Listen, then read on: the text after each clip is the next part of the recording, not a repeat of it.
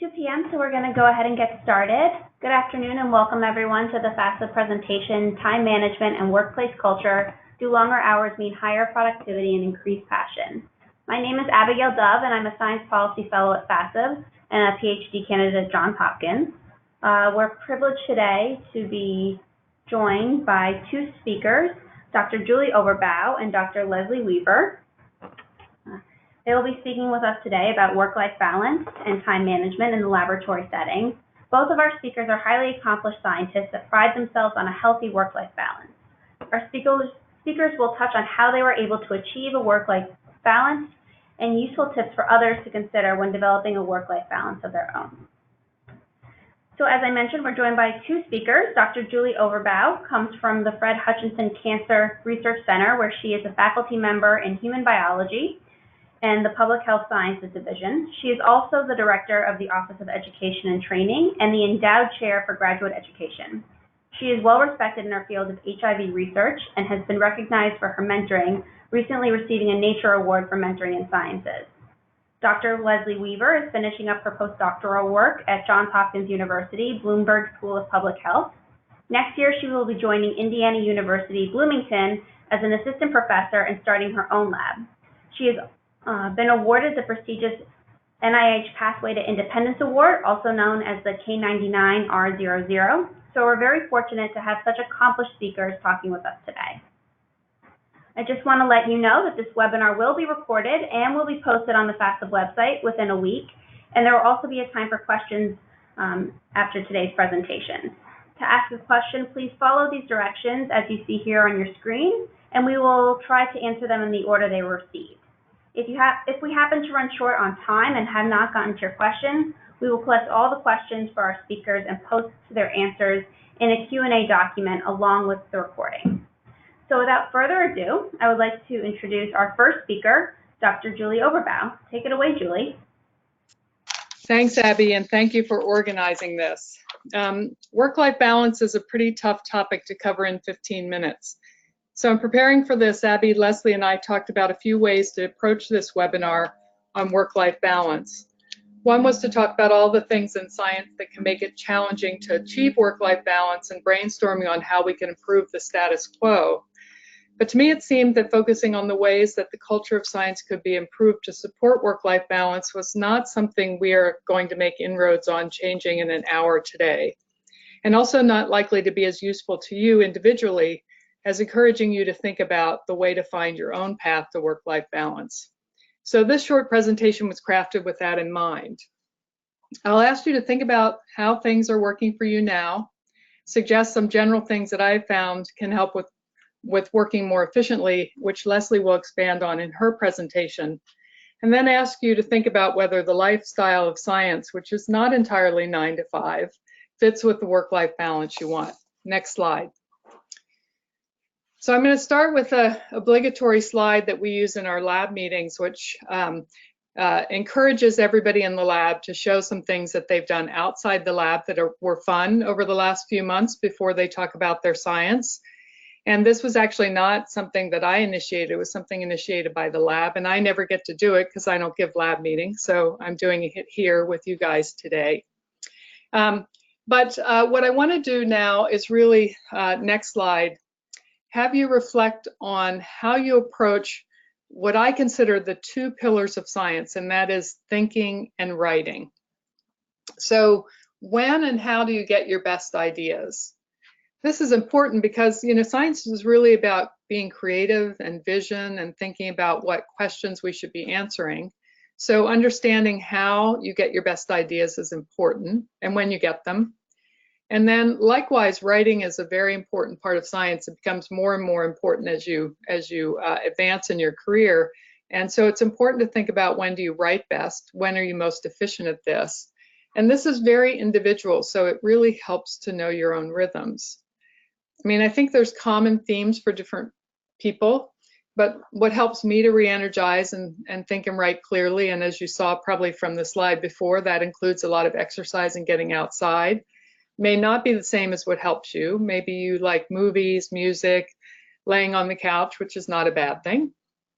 So what I would encourage you to do is think about when you get your best ideas. And if your best ideas come, say, while you're riding your bike, don't sit and stare at the computer screen waiting for the next idea. That's probably not when you're going to get it. Get out on your bike and just, of course, be careful.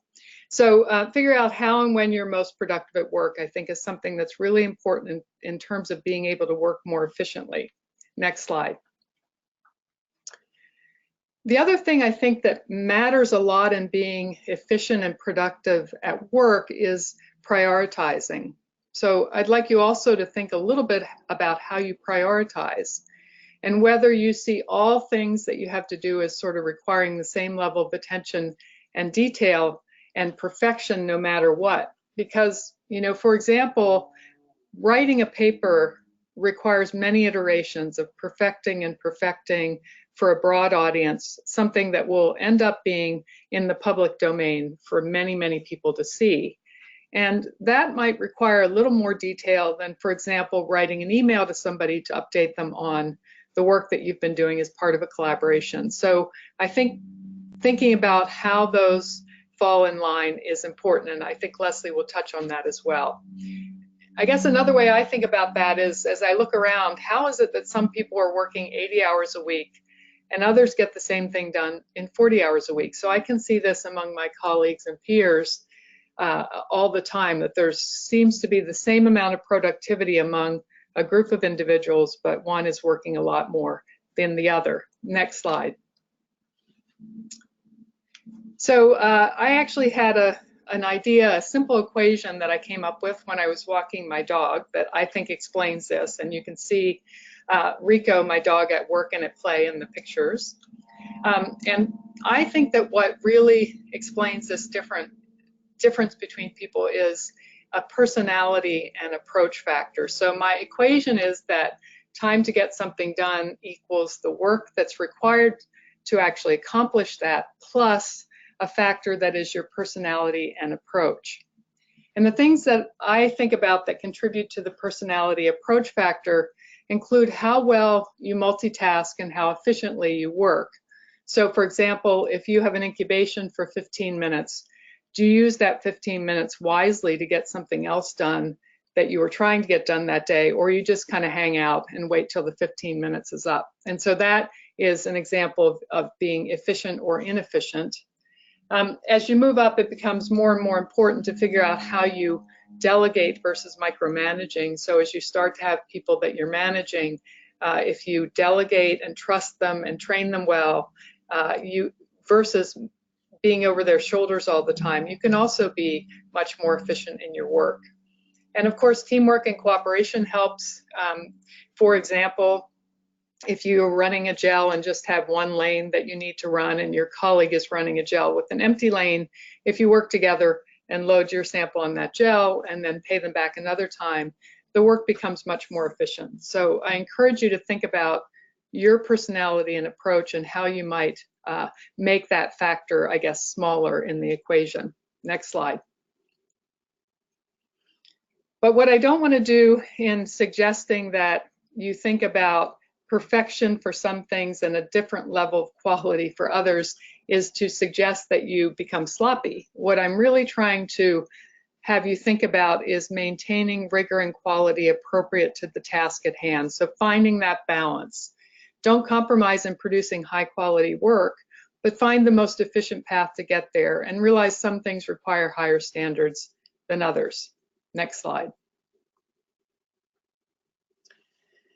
Now I want to turn for the last few slides just to pose the question and have you think about whether the lifestyle of science is really what's right for you.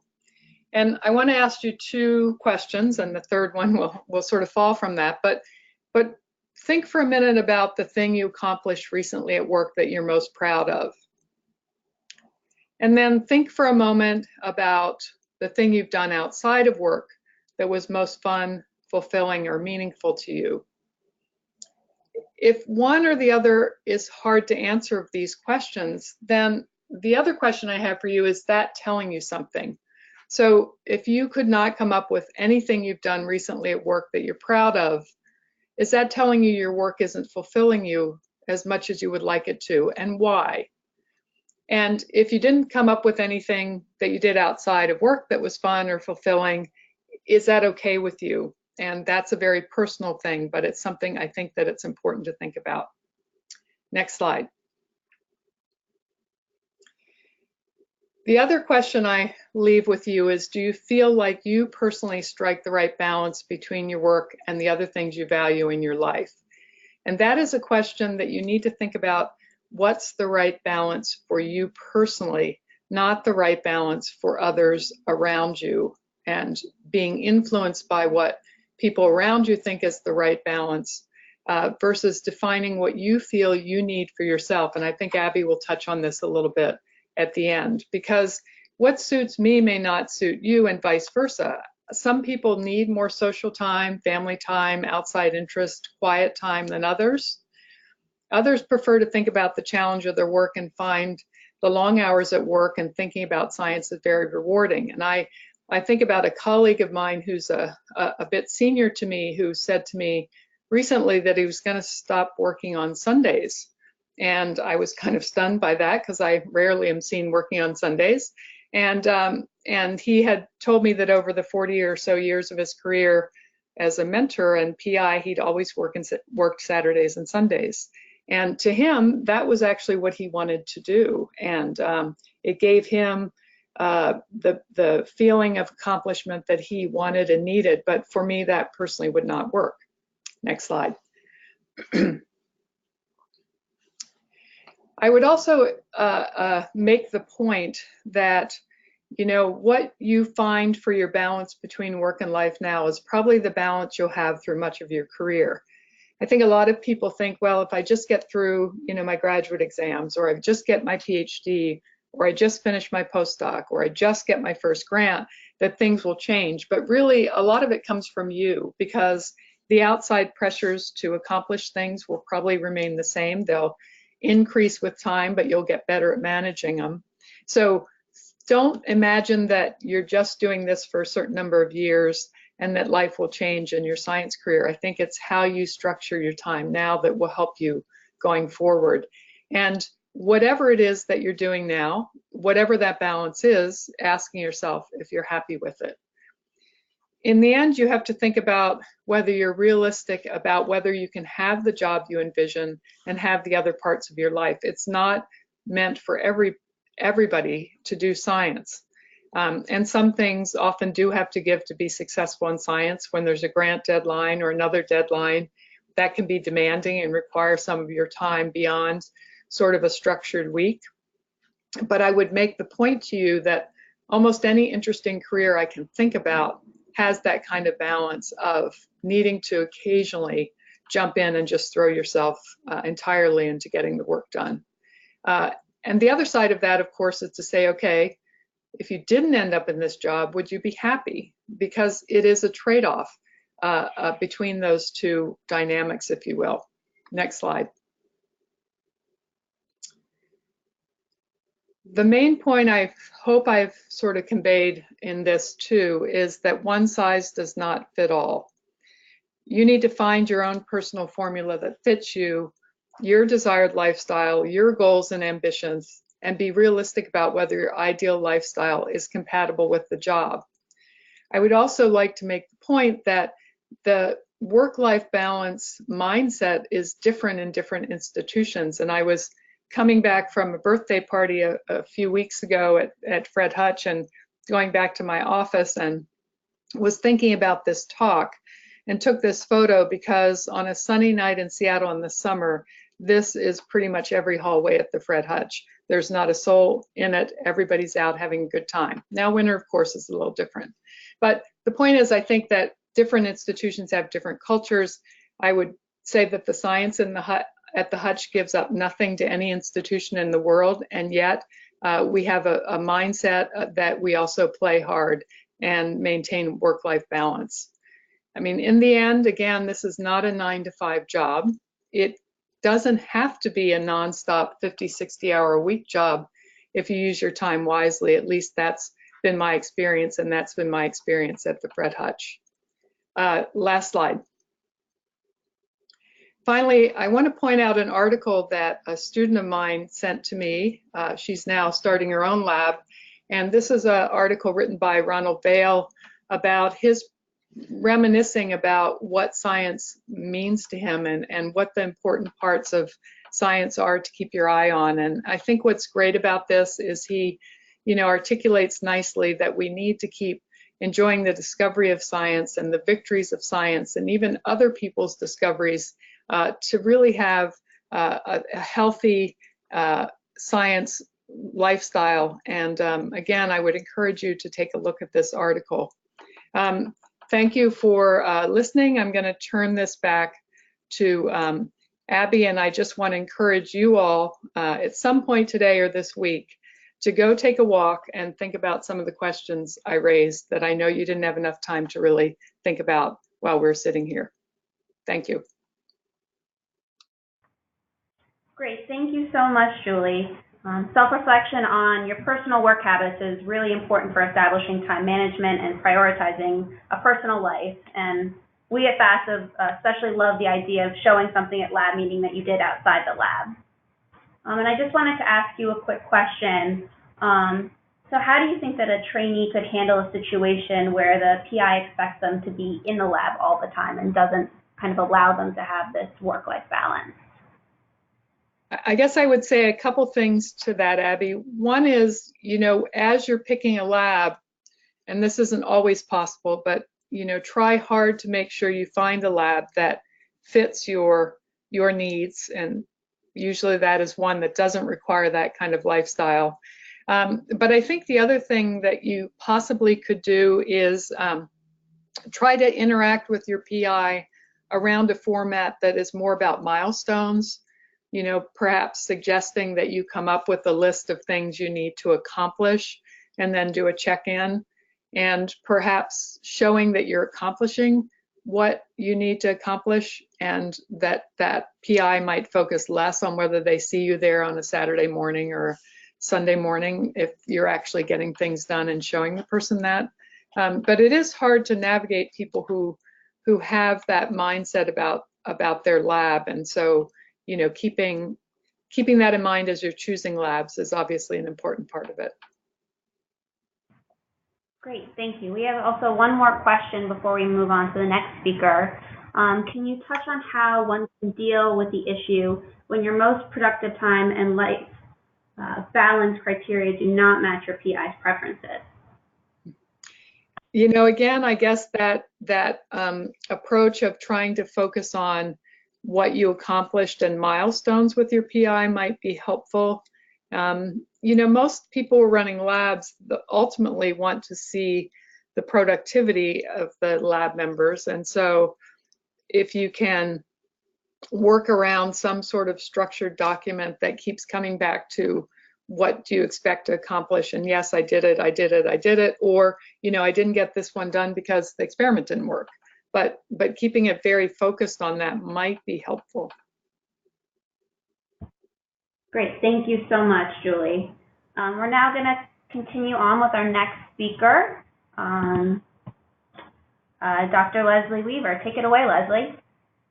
Okay, thank you, Abby, and I'd like to thank you as well as FASA for the opportunity to talk today. And what I'd like to just focus on is talking about how I've tried to manage my work-life balance as a trainee, as a grad student, as well as a postdoc. Next slide. So as a trainee for my grad work, I was at Indiana University, and the lab that I worked in was primarily a biochemistry and cell culture lab, and it was located on Indiana University in Bloomington, which is primarily an undergraduate campus. So there's lots of trees, places for you to walk. And generally, I worked 8:30 to 6 on a normal week, and my commute was 10 minutes. But sometimes I would work longer in labs. It would depend on the experiment, or sometimes I would take a break during the day to walk around campus or have lunch with my classmates. And what I liked a lot about my grad work is that I worked in a lab where we worked hard and played hard. So I took a lot of vacations. Here are some pictures from my trip to London and Germany, where I still found time to find sciencey things. And then I just also would like to highlight that at the start of most of my grad work, I didn't have a lot of the social media distractions that we have now. So Instagram and Snapchat were not popular, and I was rarely on Facebook or Twitter. Next slide. So I thought I would just plot how I view my efficiency over time as a trainee from grad school to my postdoc, where you can see it's kind of steadily increased, and there is a dip around the start of my postdoc, but I found my stride again. And I am assuming that I'll probably have a dip once I start my faculty position. So next slide.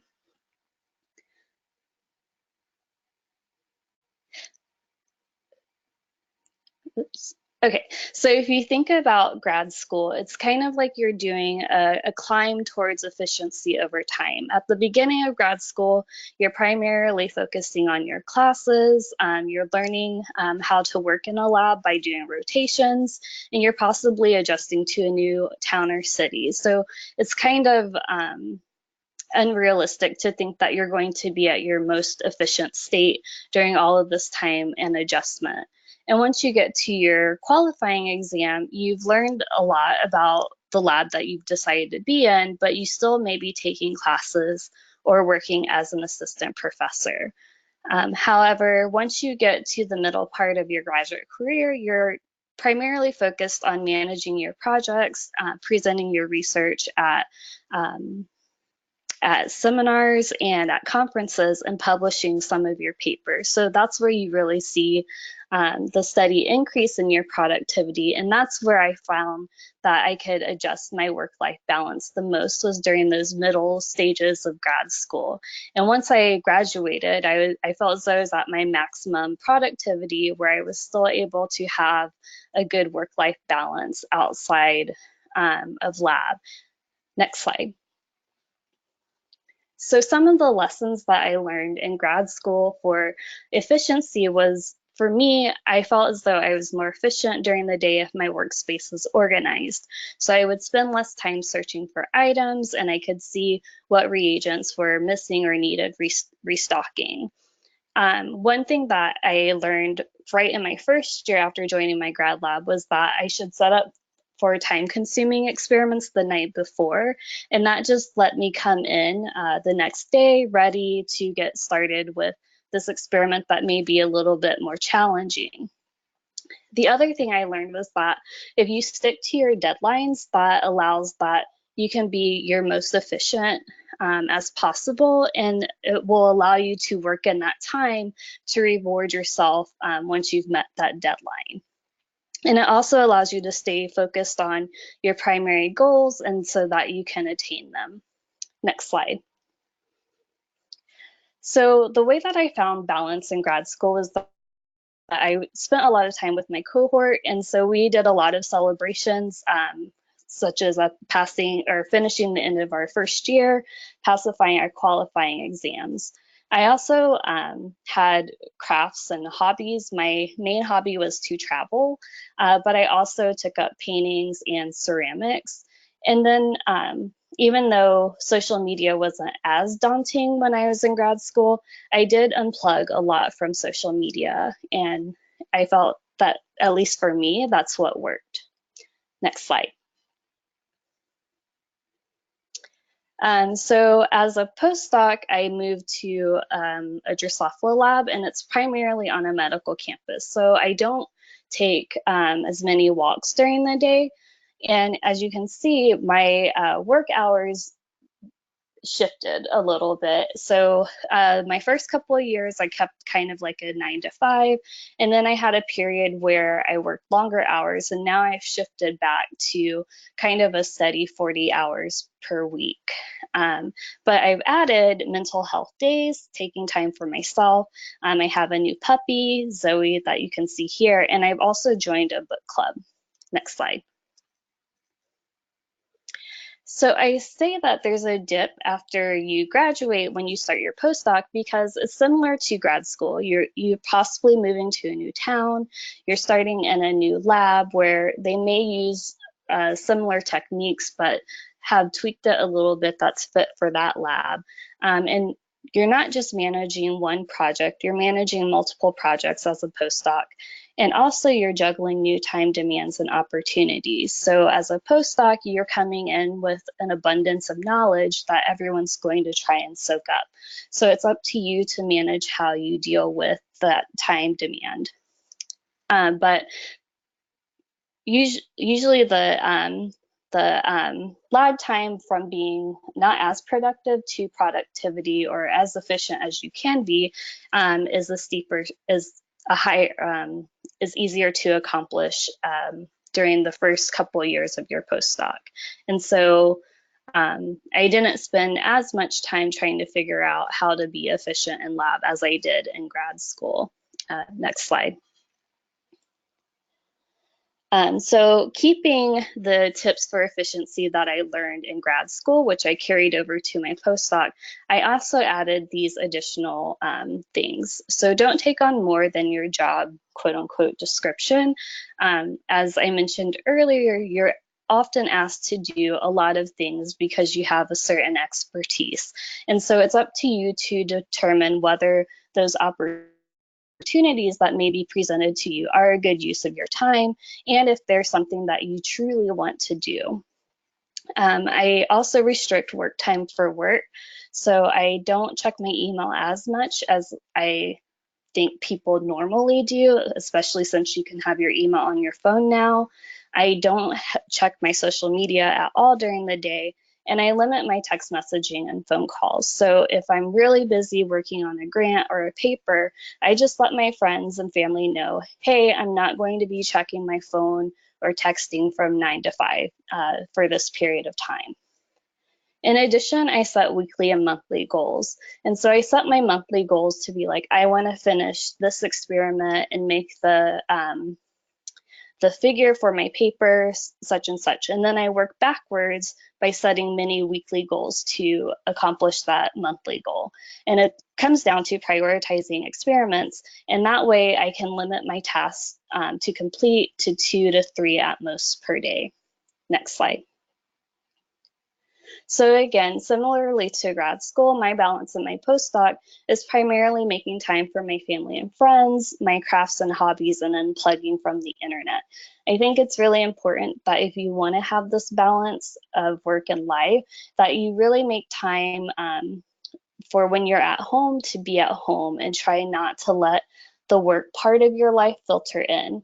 And as Julie mentioned, it will carry over sometimes when you have big deadlines such as grants and papers that you have to work at home. But in general, you can find a balance without having that carryover. Next slide. One other thing that I learned as a postdoc is the Eisenhower matrix. And so you typically think of splitting your tasks into 4 boxes, whether they're important or not important or urgent or not urgent. But what you should do is focus on the box clustered on the right, where you primarily work in the important but not urgent box, or box 2. And so that way you don't feel as frazzled. And if you do get into a situation where you have a task that's in box 1, you can efficiently achieve that task and then move back into box 2. Box 3 is more for things that you can delegate to others, and box 4 you can just eliminate from your schedule. And so I find like if I put each task that I have per week in one of these boxes, that helps me work efficiently. Next slide. So work-life balance is really important, and it's for me, it's because you only have one life to live. And so sometimes when I think about this, it's like, when I'm on my deathbed, what am I going to say? You know, I may say, oh, I wish I would have worked harder, or I wish I may have spent more time with my family. Or, you know, for me personally, I'd want it to be neither. It'd be like, oh, I wish I went to some place like that. But you have to figure out what works best for you and try and live according to that. In addition, a balance is good to help avoid burnout. So if you're constantly going in lab like a hamster on a wheel, at some point in time, you're just going to crash. And sometimes it's hard for people to pick themselves back up after they do have a crash like that. And if you can find some way to balance yourself so that you don't burn out, it's very helpful. In addition, the balance is good for lab and personal safety. You never want to work so long and be so tired that you accidentally leave a Bunsen burner on or mix two chemicals that shouldn't be mixed together. In addition, you want to make sure that you have a sound mind whether you're driving or riding your bike out in public. In addition, it helps you maintain your physical and mental health. And so we do know that there is kind of a mental health crisis among grad students nowadays. And I think some of this is because that the work-life balance has been unbalanced. And so finding things that make you happy and fulfilled in life is very important for your mental health. And with that, I think I would like to thank Abby again for the opportunity to talk to you all today. Great, thank you so much, Leslie. It was great to see how you've developed your work-life balance over time, and those were very helpful suggestions for time management. But before we go and take questions from the audience, I'd like to discuss briefly a little bit about the workplace culture and some situations that I've noticed as a graduate student that I found to be detrimental to lab environment and in obtaining a healthy work-life balance. So here are some situations that I've noticed where people often spend long hours in the lab. However, a lot of that time is spent unproductively. And that includes taking incredibly long coffee breaks. Like Leslie had mentioned, people can often spend a lot of time on social media, and then just a lot of time socializing with other people in the department. I've also noticed there's a lot of judging of other lab members' hours and criticizing them for not spending more time in lab. And I think that can further affect imposter syndrome that many graduate students experience, especially. And in case you're not aware of imposter syndrome, it's a situation when an individual doubts their accomplishments and fears and being exposed as a fraud, which is, like I said, very common in graduate school. Additionally, a lot of people often complain about how late they spend in lab. But it's not often complaining, but more likely bragging about to others how long they worked in lab and how devoted and passionate they are about their project. Lastly, another situation that I've noticed that I think is unhealthy is that to this work-life balance is when people intentionally leave personal belongings like a backpack or a jacket in lab to give the impression that they're still there even though that they've left for the day. I think that it's important that we try to modify some of these behaviors to begin to change the workplace culture to make it more welcoming of a work-life balance. So here are some suggestions that I have to try to address some of these behaviors. I think if you're spending a lot of time in the lab, try to assess your unproductive habits that you're spending time on, and either make an effort to try to reduce the time that you spend on those habits in lab or save them for after work hours. I think that it's important to have discussions with fellow scientists, and coffee breaks can facilitate great advice and form collaborations, but consider maybe shortening them while in the lab, or grab dinner or a drink after the lab instead. And I know that a lot of us are technically students or a trainee, and a lot of us are working in a university setting. But I think it's important that we treat the time that we spend in lab as a job, and some of these behaviors would not be allowed in the traditional workplace. And I think it's important just not to judge another lab member's hours. I think it's crucial that the PI determines if that person is being productive enough, and not focusing on someone else's hours can give you more time to focus on your project instead. And I think that instead of complaining how late you worked, it's more important to try to organize your day better to prevent you from working such late hours. And if you're unable to get everything done, that you should probably try to ask for help. And that can be either from a fellow lab member with a lab chore, or just talking to your PI to rethink your workload, or maybe considering mentoring an undergraduate student who can actually help you with your project and you can get more hands. And then instead of trying to be in multiple places at once, I think it's more important to just focus on your productivity. I think, like Julie said earlier, in the end, the PI actually just cares more about the data and the results than the amount of time that you're actually spending in lab. And then finally, I think we should try to change the workplace culture instead by bragging about our efficiency in lab instead of how much time we spend in lab. And I think that we should try to do this, include the hashtag lab life balance, and try to promote a healthy work-life balance and time management. Additionally, I have included some links to articles for further discussion on the topic of workplace culture and work-life balance in the lab if anyone is interested in reading more on the topic and getting additional information or suggestions.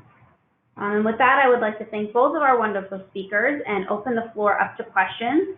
On the screen are directions if you would like to ask a question. So we would be open to taking questions now.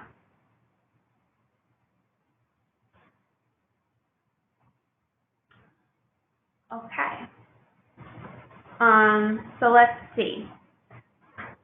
I think, Leslie, as you mentioned, there is a mental health crisis for graduate students. So both Leslie and Julie, how do you encourage students that their mental health should take a priority? I can go. So I encourage people by openly talking about how I see a therapist all the time. I started when I started my postdoc because I had a lot of personal things and deaths that happened at the start of my postdoc. And so I think just continuing through with my therapy, it's helped a lot. And I think it's important for people to talk to someone who is removed from the situation. So that's kind of how I encourage people to open up about talking about mental health and the sciences. Yeah, this is certainly something I have seen a lot more of in terms of students and postdocs and, mental health and wellness issues. And I think that, as a PI, you can encourage somebody to make sure they take time for themselves. I think as a PI, you also have to be very aware if there's something quite serious that's percolating to make sure the person gets help. And I think the universities and institutions are doing a lot more to have resources, mindfulness training and wellness sessions that I think students and postdocs should be encouraged to participate in if they're interested, and making sure they know about them and that they know that you're supportive of them taking time to do those things is actually quite important. But sending them to different resources I think is really useful.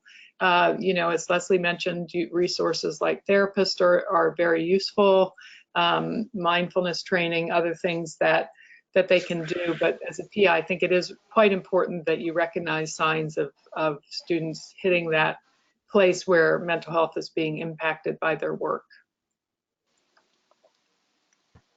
Yeah, and I would just add, as a trainee, be in tune with your lab members. If one of your lab members seems really sad and not their normal self, just check in with them and say, hey, how's it going? You don't have to be too intrusive, or maybe just ask them out for coffee and see what's going on in their life.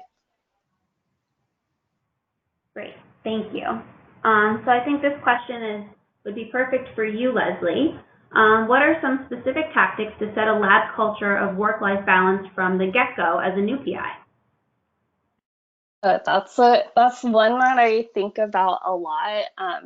What I'm hoping that I can do is by encouraging my future trainees is that, if you can get something done in 40 hours versus 80 hours, then that's fine with me. Ultimately, as has been mentioned in the webinar, it's more about the data. And if you can accomplish something in a shorter amount of time without sacrificing the rigor, then that's fine. I think one thing that one of the new PIs in our department does is she does a dog walk, and she invites all of the members out to her house, and they take their dogs for a walk. I think that's a great idea. Trying to find ways that I can encourage my trainees to do things outside of lab will be how I try to establish a work-life balance. But I'm open to any suggestions to that as well. Great, thank you. We have another question. How do you manage a micromanaging PI in the lab?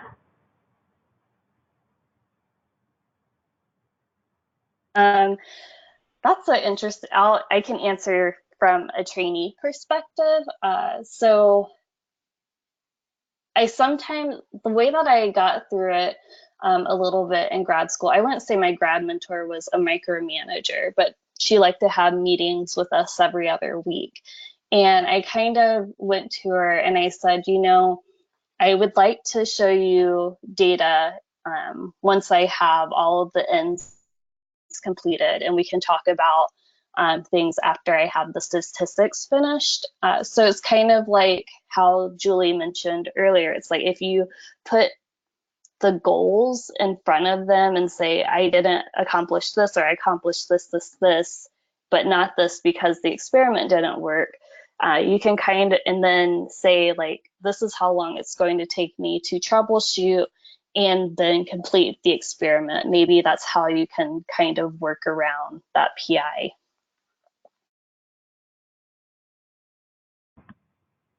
Great, thank you. So we have a question. Do you have some suggestions or tips for graduate students with kids?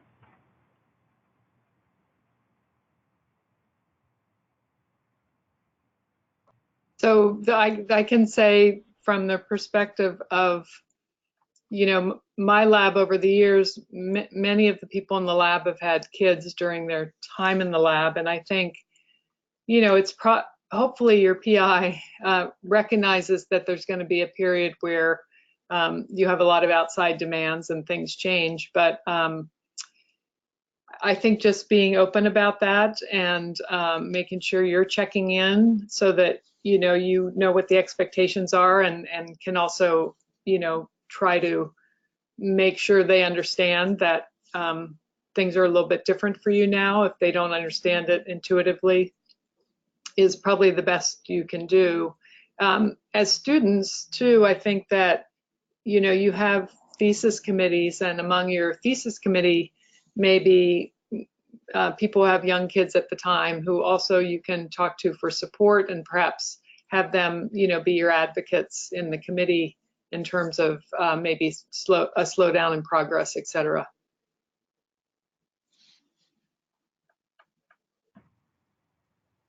Great. And then we have another, kind of on the other end of the spectrum, any advice for being a night owl when the workplace culture is very much 9 to 5? Yeah, that's a tough one, because I think it's, if you work best at the night time, it's important to do that, but it's also important that you're in and around enough with the other people in the lab and the PI to get the interactions and feedback you need. So just striking a balance. Maybe some of the time you're spending doing the night owl thing, but that you come in for a few hours during the work day when other people are around, and that you interact and get all the benefit of that. Because, you know, as a trainee, you are also supposed to be getting trained. You're not just trying to get experiments done. So the seminars, the interaction, the back and forth are actually quite important as a trainee. So just striking the balance there, I think, is important. Great, thank you. So another question is, I'm currently on the downtrending line of productivity and efficiency. How do you stay motivated when starting your postdoc? So for me, it's like you think about what's exciting about your new position. And so what I would do is like for me, if I learned a different genetic technique, which was new to me at the time, I felt as though I was progressing in that sort of aspect. I wouldn't, I guess I shouldn't have put it as a downtrending line. It's more of like you're back into this space where you're learning new techniques. So in a sense, you are progressing because you're learning techniques that will help you be efficient in the future. It's just more of that you're not accumulating data as quickly as you were in grad school. So one way to be motivated is to say, okay, I'm going to learn this technique in my new lab this week, and this is how it's going to help me in the future. Or, a lot of the time at the beginning of your postdoc, you're reading a lot of materials. And so if you can find a few key papers that really get you energized about your project and what you're going to be doing, that can help make you feel more productive.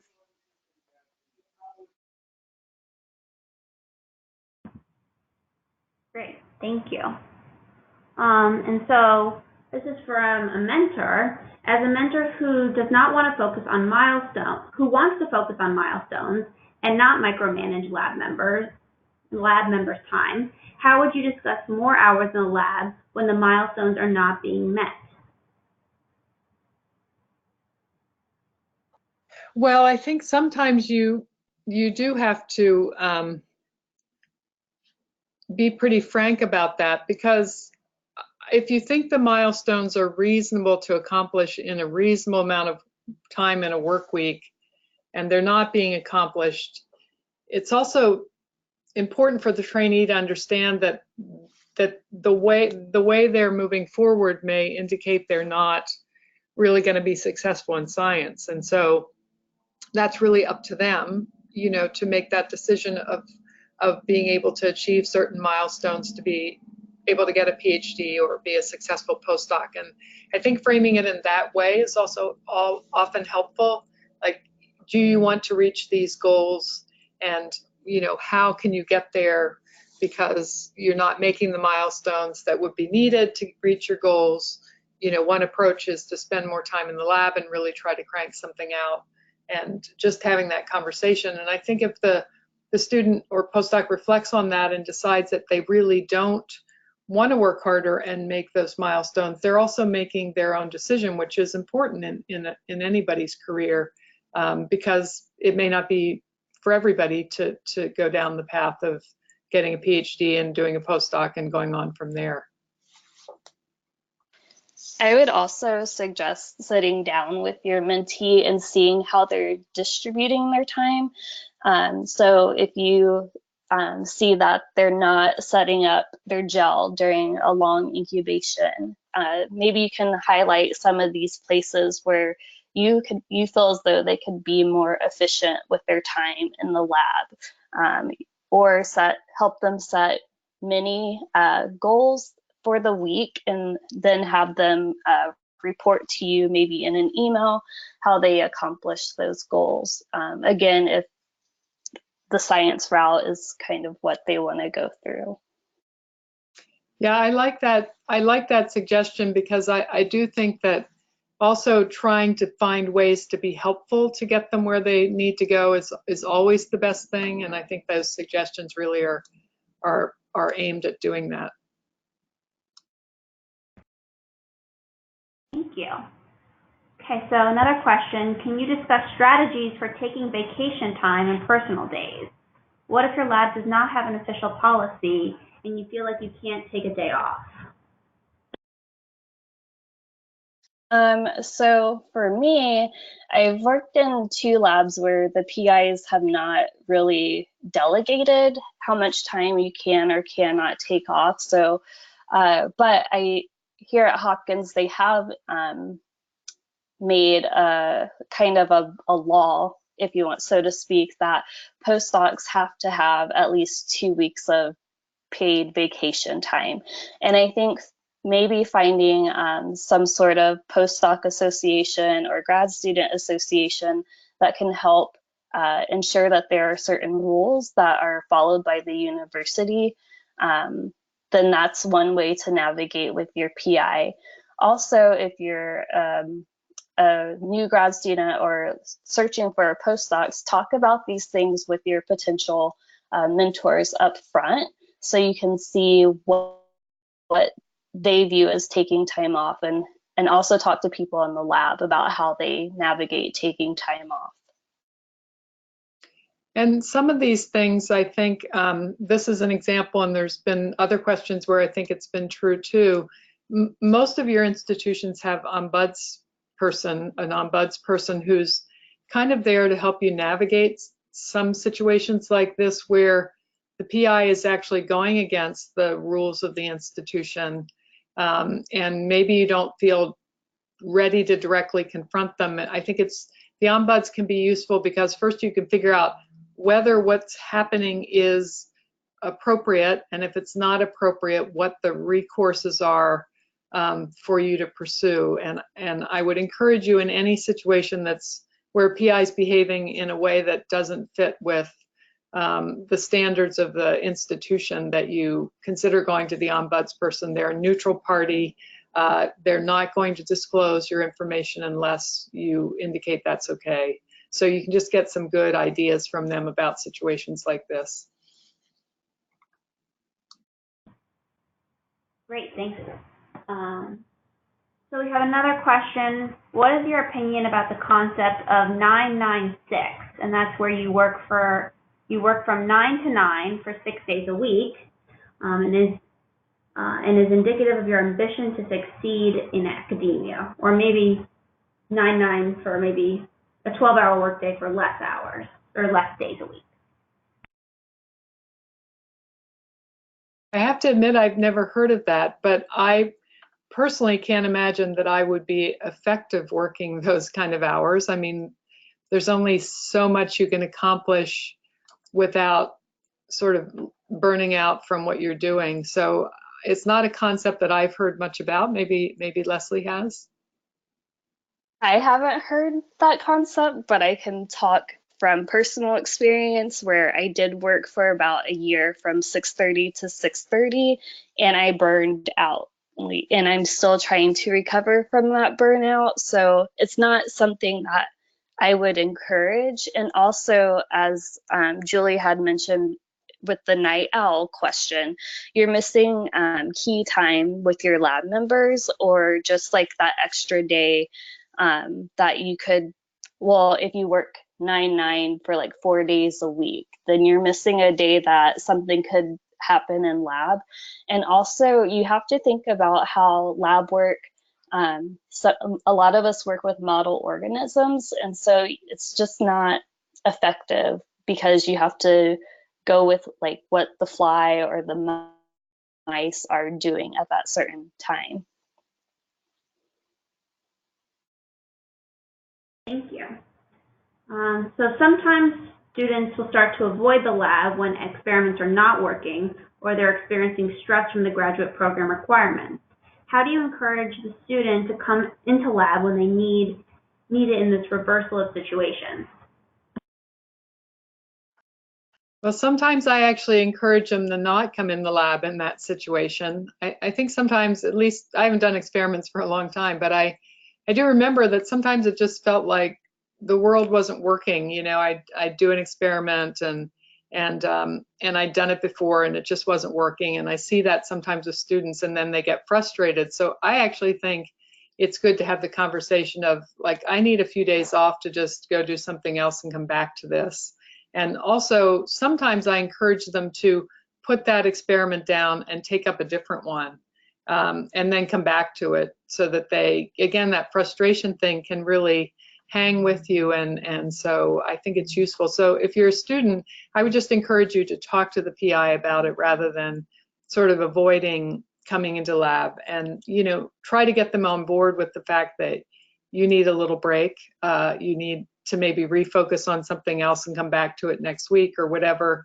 If it's a really high priority for the lab, it needs to go in a grant or whatever, maybe the solution is to have somebody help you with it, or do one experiment and you'll do another, or something that works for everybody. But it's better to talk about it than avoid it, because then by the time you come back in the lab, you're still nervous about the lab and about getting the experiment to work.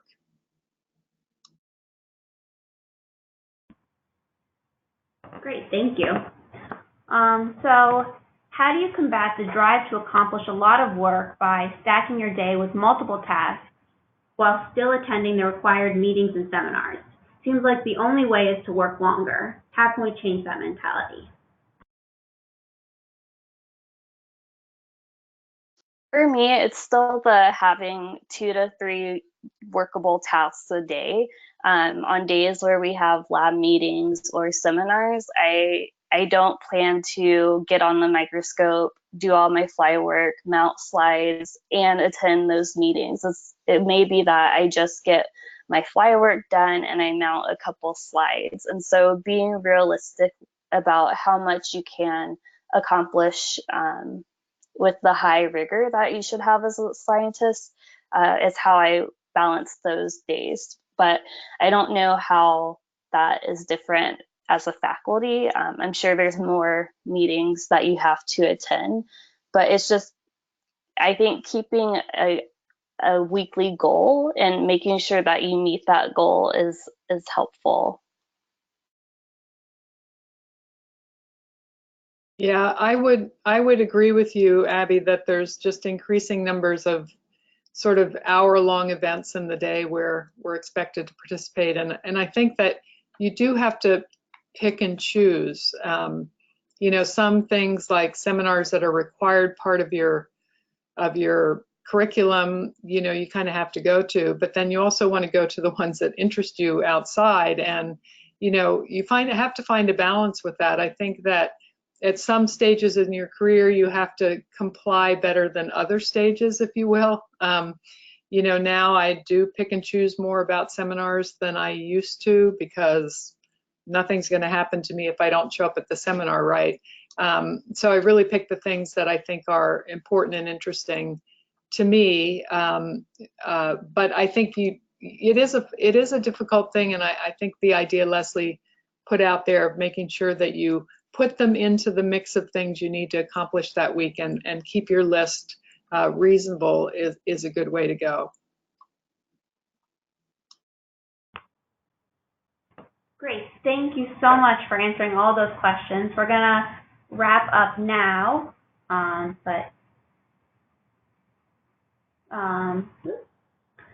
thank you for all of your questions. And like I said before, this webinar has been recorded and will be posted on the FASTSub website within a week.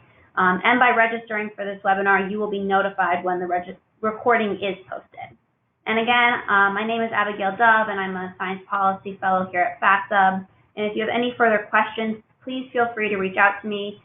The speakers thought it was important to include as many dog pictures as possible, so I've also included photos of my 2 dogs as well. Once again, FASTSub would like to thank our speakers for participating and thank the participants for taking time out of their busy day to join us for this webinar. Have a wonderful rest of your day. Thank you.